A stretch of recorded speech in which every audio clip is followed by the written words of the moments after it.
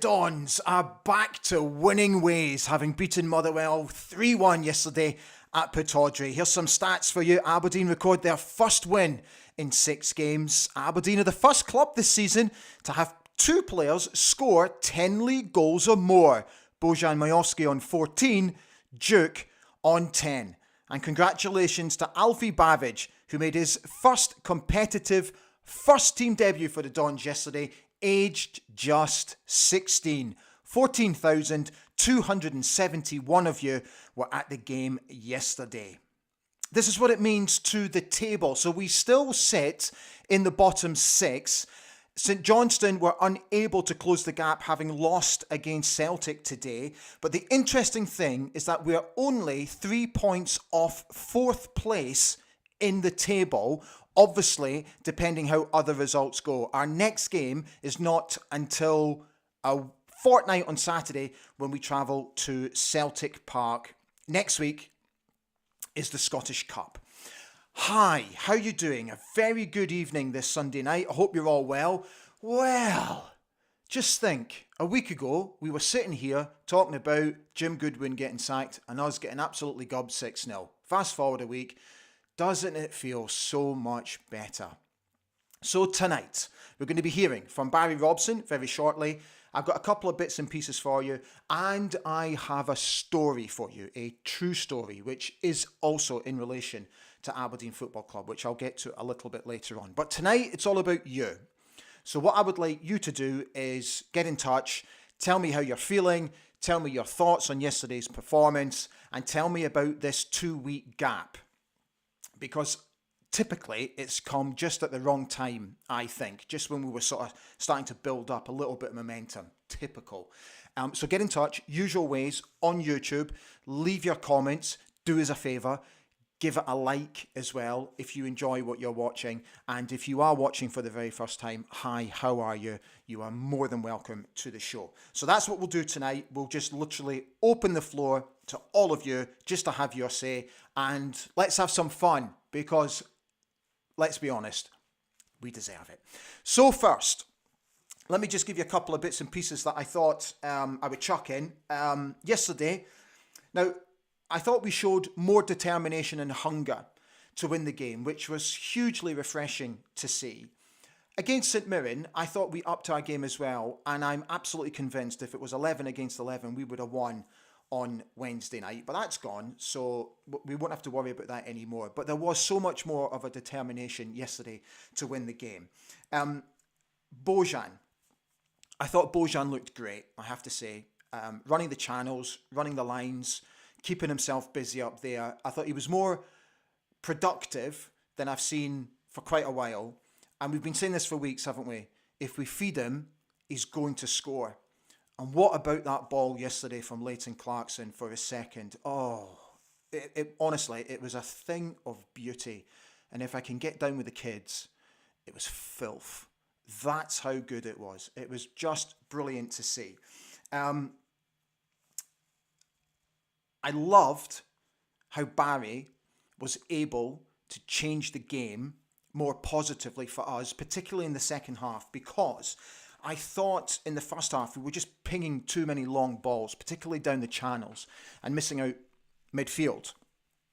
And Barry even confessed in his post-match interview that he was taken by surprise about how Motherwell set up. But the fact that he was able to see it quickly and then change it accordingly, I think speaks volumes of the calibre of coach that we've got in him and Steve Agnew as well. So this is what I'd like to put to you. We now have 2 weeks. So in this 2 weeks, do we just leave Barry and Steve just to crack on, get the time on the field, at the training ground, and just purely concentrate now on Celtic? And changing that mindset where we are as good as those players, if not better, against Celtic, instead of making them feel inferior. Or how would you feel if the monitoring board do find us the right candidate and they want to get him in place for the Celtic game? What's your thoughts on that? And what I don't want to do now Because a lot of people are talking about, oh, let's give it to Barry to the end of the season. Let's give him the job full time. I've seen quite a few people saying stuff like that. At the moment, I think it's important not to put any pressure on him. Just let him do what he's doing and let him concentrate doing what he's best at, which is training the lads on the ground, on the field. So that's what I think. Let's not put him under any pressure. Just let him crack on and see where we go. So he did give his press conference, his post-match press conference yesterday to the gathered media, and this is what his general thoughts were on yesterday's game.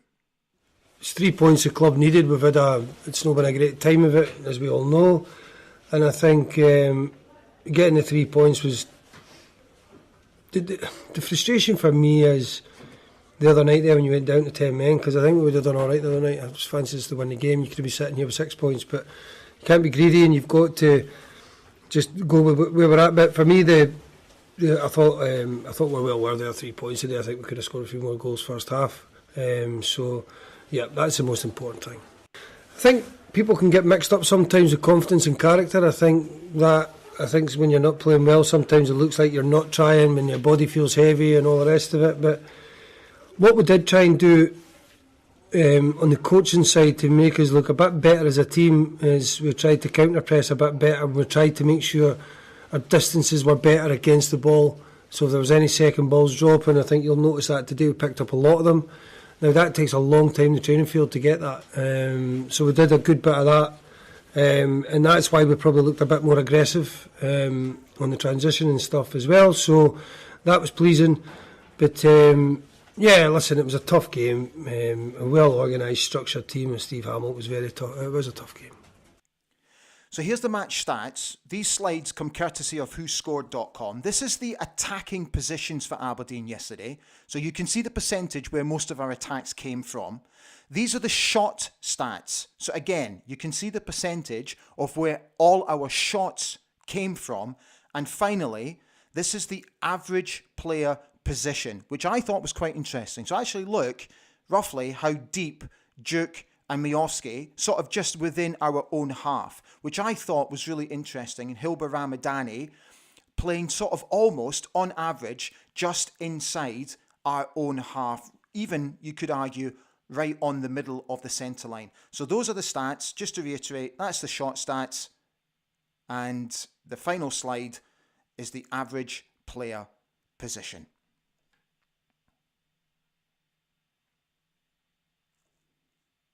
There you go. So if I can, I'll keep trying to bring you those just so that we can see where we are. Right, just before I open it to you, I'd just like to tell you this story. And the way that I'm doing it is through the history of the football club. So if I go back to this day on the 5th of February, first of all, back in 1969, former Aberdeen striker Billy Dodds was born. Billy played 171 games for the club, scoring 67 goals. He celebrates his 54th birthday today.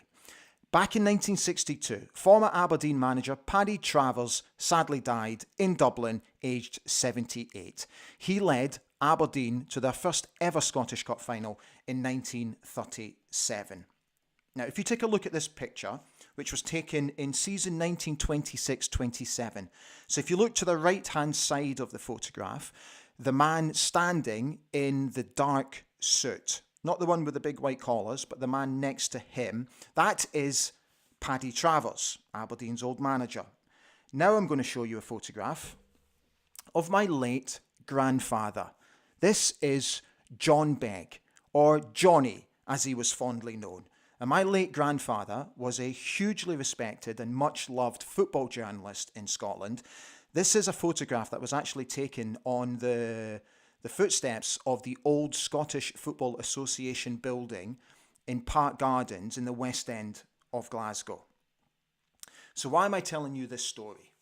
So my grandfather was big pals with Paddy Travers.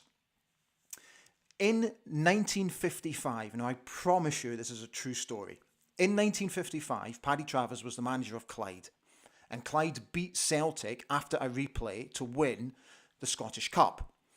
They beat Celtic 1-0 in the replay, and if my memory serves me correct, the goal was scored directly from a corner kick. Now, after the game, my grandfather, as he normally did, made his way down to what was sort of like the tunnel area, the pitch side part of the stadium, where he would meet Mr. Travers and he would interview him and get a few lines for the many, many newspapers that he worked for, not just in Scotland, but down in England as well, where he would send his match report and all that sort of stuff. So, this is so cool. So Mr. Travers, once they'd done all the formalities, Mr. Travers said to my grandfather, I need your help tonight, and I'm putting my trust in you. He says, I'm a little bit worried about the boys going out on the town tonight, and they wanted to take the Scottish Cup with them. I'm not going to allow that to happen. So would you please take the cup home and look after it for a night? So I swear this is true. So that night, my grandfather went home to Bishopbriggs, where my father grew up. My father was 10 years old. And my grandfather placed the Scottish Cup beside my father's bed in the little bedside cabinet while he was fast asleep. My father, the next morning, woke up and the Scottish Cup is sitting on his bedside cabinet. Oh, man. So my father obviously couldn't believe it. He was a big football fan, my dad. Absolutely couldn't believe it. Every time he used to tell me that story, he used to just glow every time. So off he went to school, and my grandfather delivered the Scottish Cup back to Shawfield Stadium into Mr. Travers's office safely and sound. That's why I thought I'd bring you that story, because there is that connection between Paddy Travers and my late grandfather. So I hope you don't mind me bringing you that story. Right, let's open it up to you guys. I really hope you're doing well. So, okay. Oh, so happy to see so many of you on tonight. Thank you. Brilliant. Let's get right back to the beginning. Simon Roy. Good evening all. Great result and performance, although Pollock's goal should have stood. Yeah, I'm so confused about that. I've watched it back a couple of times and I still do not get why that goal was disallowed. Now, the club tweeted that it was offside, which it clearly wasn't. And then when I watched the sort of the close-up replay, there was a tug of a shirt and then another tug of the shirt. And I'm thinking, was that tug of a shirt enough to really disallow that goal? Tell me what you think, because I'm still completely baffled by it. Laurel 101, brilliant Saturday, Dandy's 3 points and Scotland winning at the rugby. John Bleasdale, hi John. A lot to be pleased with in our performance. There was an energy that's been missing since the semi-final. Yes, it was Motherwell, but we need to start somewhere. Keep it going, lads. Exactly, John. That's what we've all been saying. It's got to start somewhere. Doesn't matter who it is, it's got to start somewhere. Scott W. Confidence is a fickle wee thing. Doesn't take much to destroy it. Doesn't take much to restore it. That was a very confident win yesterday. Kaiser, fit like the night. Abdi. Everybody. I love how he texts in Doric language. Brilliant, guys. I hope you're well, mate. Al Mapal, how you doing? Good evening, everybody. Much better performance this time round. Can't be bothered. Had said much improved performance yesterday. Now, no negative tactics against Celtic. 100%. Paul Donaldson. Hello, all dandies. Big improvement yesterday. Gregor Stevens. Hope John Hewitt is fit and well. So, the club yesterday put out a tweet that John had a little bit of a health scare. I can tell you that he's doing absolutely fine. Spoke to him very quickly last night and he's absolutely fine. He's just had a little scare. It's all good. Nothing to worry about. And he promised me that he will be back on the golf course before long. So thank you for all the messages that came through last night after I posted that on Facebook. So much love for John, understandably. At Norman Well, good evening. Back in amongst the points again yesterday. Need to keep it going now and build on it. Gregor Stevens has said, greatly improved performance yesterday. So much more energy. Kaiser had said, I'm still not getting carried away though. Yeah, I can understand that. Can't be bothered. Thoughts on Yogi Hughes? Jamesy Thompson, good evening. Great result yesterday. Looked totally comfortable at the back. Really something we can build on. Gregor Stevens, I think a 2-week gap is good as it will allow Baz and co the chance to work on the grass to improve the boys. Malcolm Park, hi Mal. The 2-week break isn't great, but it will help the new guys bed in and get a bit more fitness. I'm wondering if they might organise just a bounce game. I don't know, maybe? Mike Leslie has reminded everybody to like, please. Like, really helps here on YouTube. Gets us further up YouTube. Thank you, if you don't mind. Michael Scott, let's hope this is the beginning of a turnaround. I think the 2 weeks off might be good for the new players. Maybe a bounce game to keep them kicking over onwards and upwards. Kaiser said, it was a win against the poorest team in the league, but I'll take it after the last month. Colin Stewart says, woohoo, we are back. Erica Mitchell, good evening, Erica. A fantastic win yesterday. We can breathe a sigh of relief. I thought the team put in an excellent performance and very attacking too. How good was Johnny Hayes yesterday? Up until obviously he had to go off. It was a bit worrying when he went down after we scored, but thankfully I think he'll be absolutely fine. It's just the old concussion protocols that they need to put in place. But what a ball in for Duke. It's exactly what we need to be doing. Just get balls into the box. Elliot Aiken has said, Miofsky, much improved. Gregor Stevens, Yogi Hughes has got less chance than me if landing the job. This is an interesting one. Gregor Stevens has said, I'd take John Collins as director of football. I've heard a few people talking about Gordon Strachan as director of football. I've heard a few people talking about Paul Lambert as a director of football. Paul Lambert's an interesting one for a director of football role because when Paul is not coaching and is not in a manager's position, he travels all over Europe and he particularly comes to Germany and he very much goes and watches and observes the training from Borussia Dortmund, where he obviously used to play. I know that he spent some time with Hansi Flick recently. So Paul's got vast knowledge of the European game. So I've heard his name being bandied about purely as the director of football role. That's all I'm saying. Baz Strachan, good performance and a win builds confidence. Good to see Bojan scoring 2 and not a penalty, which will build his confidence more. Good point. For me, Elliot Aiken, for me, Bojan seemed more willing to fight for scraps and run into channels. Made a huge difference. You see, that's what I was really interested to see with Barry.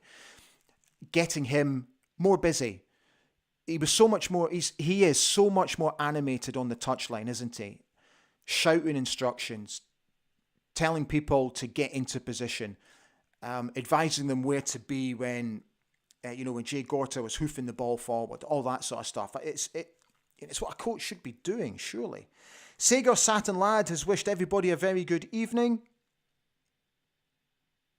Gordon Keith Ritchie, better performance, and it was good getting a win and going for celebration pint. Almost forgot what a celebration pint was. Malcolm Parker said, Majowski looked at it again. Third goal, great run, sublime pass, top finish. Gary Robertson, pleased with our 2 new centre-backs, very commanding, onwards and upwards. Yeah, it was interesting, the 3 that we played, wasn't it, with Liam, Angus and Matty. I just thought Matty was a little bit guilty of pinging the ball a little bit gung-ho down the channels in the first half, but looked much more assured in the second half. And absolutely, I don't think Angus has put a foot wrong yet. Really good, really good. Gregor Stevens said, John Hughes got done up like a kipper by his cousin Alan Preston. I didn't see that. Ian Buchan has said, good evening. Barry showed more emotion in 90 minutes than Jim showed in all his time with us. Has to stay in charge. Paul Donaldson, first 20 to 35 minutes were very cagey from both sides, but we definitely grew into the game. Great cross from Johnny for the first goal, but was surprised he stayed on. Looked like a very sore one. Everyone's asking, well, basically saying that you're all hoping he's okay. I'm sure he will be. Gavin Bush, hi Gavin. Great win yesterday. However, VAR once again ruined it. Not a pen for me, and nothing wrong with Pollock's goal. For me, it came off the shoulder when we conceded the pen.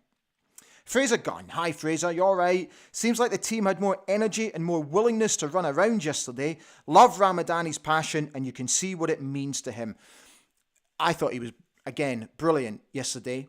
The fact that he robbed the lad just on the centre line and then made that the ball through for Majowski. That is what Hilbert is all about. Just brilliant. Kaiser said, Matty Pollock is a vast improvement to what we've had. I agree. Colin Stewart, too much of a rush to have someone else in place for Celtic. Think Barry will have them sorted in the next 2 weeks.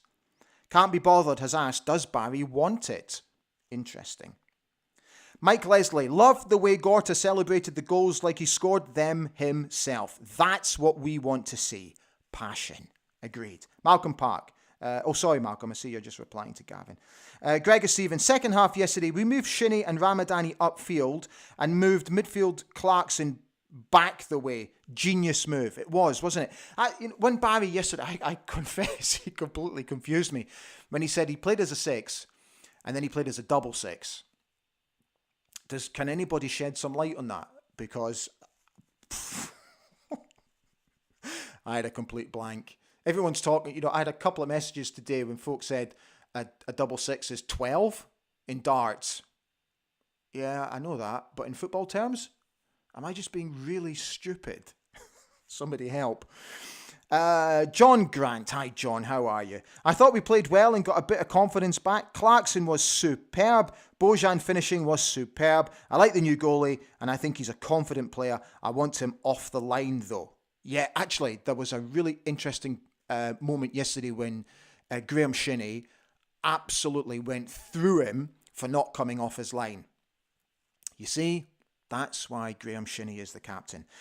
Laura McLean. Laura, I would just like to personally thank you for literally becoming an ABTV contributor tonight and joining the membership scheme. Laura, thank you so much. Please send me a DM so I can get in touch with you to thank you personally as well as publicly. Thank you so much. Colin Stewart, by the way, Yogi Hughes. No. Fraser Gunn. Great to see Majowski getting a brace. Really important for him to get a confidence boost. Gary Farquhar has said, I honestly think Robbo should get the job full time. He could possibly have the experience of Steve Agnew as number 2 to level the experience. Robbo. I see what you mean. Okay, sorry, let me read that bit again. Steve Agnew as number 2 to level the experience that Robbo hasn't got. Sorry, Gary, understood. Paul Donaldson has gone on to say Ramadani was brilliant when he won the ball and put the assist in for Majowski's first goal. Well-timed run to make sure he stayed on side. David Gold. Hi, David. Huge 3 points yesterday. Now 12 points clear of United and Motherwell at the bottom. That was a huge confidence booster. And as I mentioned at the top of the show, only 3 points off 4th place if results go our way. Phil McLean has said, Graham Shinnie to stay. I concur fully. Gregor Stevens has said, Graham Shinnie was way better yesterday. He certainly was. How do 1% govern 99% has said, Pollock was exactly what we expected Stewart to be. Good point. Gregor Stevens has said, Pollock and McDonald are proper old school defenders. They are. They just cleared the ball when it had to be cleared. Whether that be into touch, out the stadium, or hoofed it up the park, just to get rid of danger. That's how we were coached as kids. If there's any sign of danger, just get rid. Simple. Laura McLean has said, back to winning ways again. I knew we would bounce back. Great to see. Christopher Mainland has said, love winning again. However, trying not to get carried away. This win was against a terrible team and we have generally been good at home. Generally, getting wins away will be better measure of our improvement. Yeah, it's a very good point.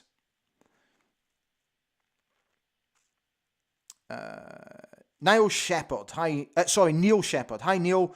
Superb performance yesterday. 2 centre-halves look relatively assured. See if we can nick something against Celtic, but focus on the other games coming up. Goal for Charlie Benzes on 68 minutes too. Yeah, nice point.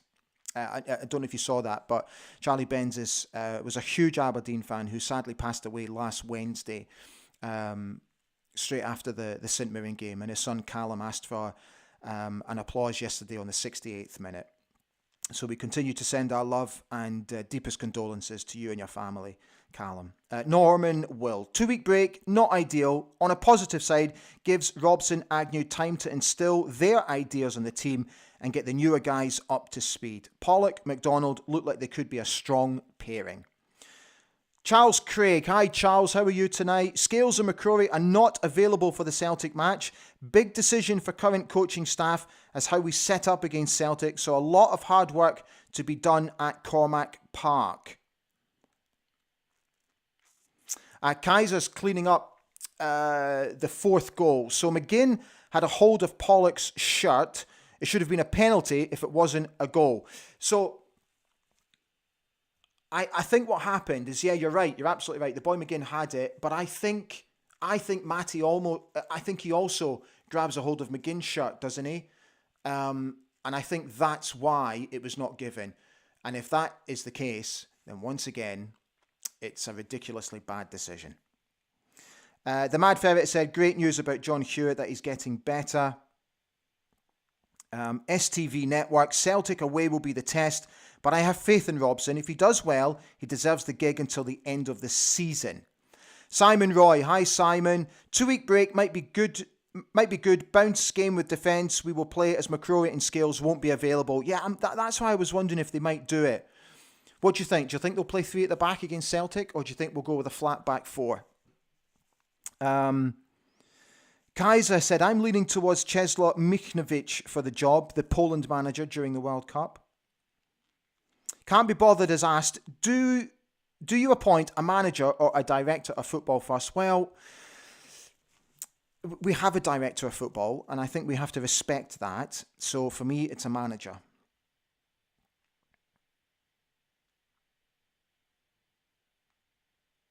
Bear with me while I just go through them. Kaiser said that basically nobody from Scotland or England excites him when it comes to the new managerial position. Graham Johnston has said Scales and McCrory both missing from the Celtic game just after we're getting a settled back 3. Yeah, I know. Frustrating, eh? Malcolm Park. 6-6, I think, is the back 3 and 3 midfielders working as one unit out of possession, then 3 midfield and attack as a unit in possession. I may be wrong, though. Sure, I heard it on a Manchester City documentary. Excellent, Malcolm. I think you're absolutely right. Thanks for clearing that up, mate. That went right over my head. Can't Be Bothered has said, I would sound out Chris Hughton, who's a lovely bloke, by the way. Came out to Qatar a couple of times. What a nice man.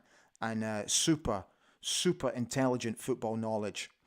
Jamesy Thompson, it worries me, or say something, that Barry isn't a fan of making subs. Wednesday it took until the 81st minute. Also, apart from Johnny being taken off, it took to the 90th minute to make a sub. Yeah, I get your point. I do get your point. But I think yesterday we were cruising, especially at 3-1. But it was great to see Alfie Bavidge get on, wasn't it? 16 years old. Deary me. Kaiser said, I think I'd rather have Barry Robson than anyone mentioned from Scotland or England.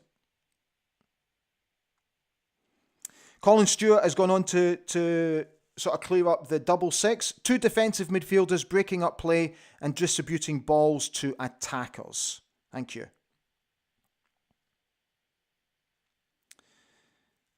History with Josh. Hi. Graham Shinney is a proper captain, chasing after everything. Good to see the defenders celebrating, tackling and genuinely loving defending.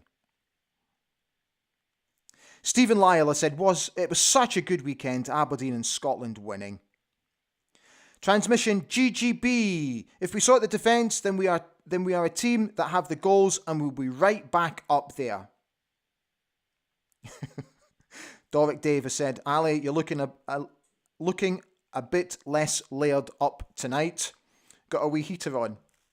I've got a body warmer, a thick jumper, and I've got a t-shirt underneath. So I am layered up because there's still no heater. David Gould has said what everyone is saying, that is roughly correct about the 6-6. Mark Munn has just come on. Hi, Mark. It was the organisation off the ball recovery that really impressed me. Right, guys, we have done half an hour. That has absolutely flown in. So thank you so much. We're done. Thank you for coming on. It's great to have so many of you on tonight and commenting as well. So now we have a bit of a break. So the plans over the next couple of weeks are quite simple. So I'm going to be doing a review show where we're going to look back on the month of January. I know it might be a bit of a horror watch, but the idea is to get a host of sort of Aberdeen related journalists together to talk about basically what happened in January. Then after that, we're going to be having a brand new episode of Beg's Banter, where I'm going to be interviewing in depth a former Aberdeen player about their time here at Pittodrie. And obviously, if anything of note happens in the next 2 weeks, then we will jump on and we will come live so we can react to any big news that's coming out of Pittodrie. So as always, just keep an eye on the old social media channels and I'll keep you right up to speed. Do please press that old like button. And if you haven't already subscribed to the channel, I'd be very grateful if you wouldn't mind doing that as well. Guys, you know, we're now up at over 2,300 subscribers. We're well on our way to 2,500. So absolutely brilliant. Thank you so much for all your support. So have a brilliant week. Keep an eye on the socials for what's coming up very soon. And I will see you all very soon. Take care. Stand free.